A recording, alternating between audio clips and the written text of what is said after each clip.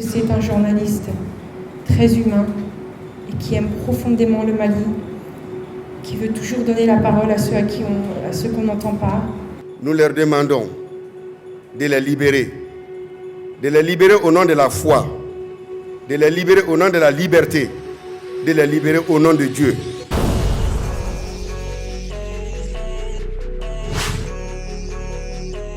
Nous sommes vraiment peinés de vous dire que cet enlèvement d'Olivier est l'enlèvement de trop. L'année dernière, en septembre, Niali Bouli, un journaliste venu à Bamako pour une formation de journaliste, de retour dans sa localité, à Mopti, juste à l'entrée de Mopti, a été descendu du véhicule et on l'a amené dans une direction encore inconnue. Il reste introuvable. Quelques mois après, notre confrère Diko, après avoir tenu une émission dans sa radio à Boni, Douanzan, il a été enlevé chez lui. Et jusqu'ici, nous ne savons pas où on l'a amené. Et en avril dernier, nous avons appris la disparition d'Olivier Dubois. Si nous nous rencontrons ici, c'est l'occasion vraiment pour nous de lancer un appel à tous les êtres humains de comprendre que ces hommes, chefs de famille avant d'être journalistes, humains avant d'être travailleurs, représentants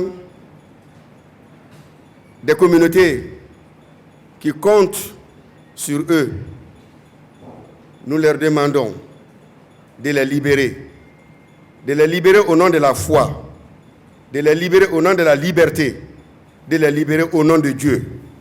Dieu qui est amour, qui est pureté. Son arrivée au Mali n'est pas commune en fait. Il faut savoir que moi j'ai eu un coup de cœur pour le Mali juste en venant ici une semaine et j'ai décidé de venir vivre ici. Et Olivier est arrivé à Bamako avec ses bagages pour s'y installer sans jamais avoir mis un pied à Bamako avant ça.